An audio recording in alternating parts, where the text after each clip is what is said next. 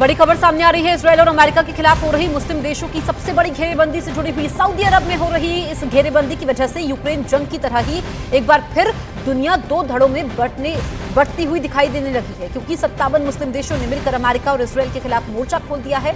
इस मोर्चे की अगुवाई सऊदी अरब कर रहा है, जिसमें ईरान भी उसका साथ दे रहा है।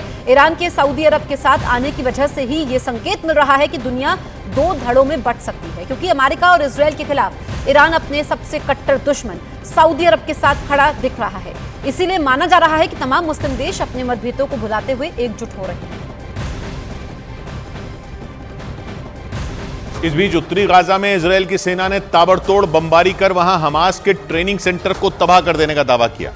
बताया गया कि इजरायल के सैनिक वहां शिफा अस्पताल के करीब पहुंच गए और हमास के लड़ाकों पर मौत बनकर टूट पड़े, क्योंकि इजरायल अब किसी भी कीमत पर युद्ध के मोर्चे पर पीछे नहीं हटना चाहता। इसलिए वो गाजा को हर तरफ से घेरने में जुटा है। बताया गया कि इजरायल की सेना ने उत्तरी गाजा के अलग अलग इलाकों में एयर स्ट्राइक की और हमास के ट्रेनिंग सेंटरों को नेस्तनाबूद कर दिया, जिसमें हमास के खूंखार लड़ाके घातक हमलों के लिए तैयार किए जाते थे। लेकिन उन ट्रेनिंग सेंटरों को इजरायल की फौज ने मलबे में तब्दील कर दिया। इजरायल के रक्षा मंत्रालय ने दावा किया कि शिफा अस्पताल के पास ही हमास का कमांड सेंटर और कई नेताओं के दफ्तर थे, जिन पर 7 अक्टूबर को हुए हमलों के बाद से ही इजरायल की सेना घात लगाए बैठी थी। लेकिन हमास से निपटना इतना आसान नहीं था, इसलिए इजरायल की सुरक्षा एजेंसी शिन बेट और सेना ने बड़े हमले की रणनीति बनाई,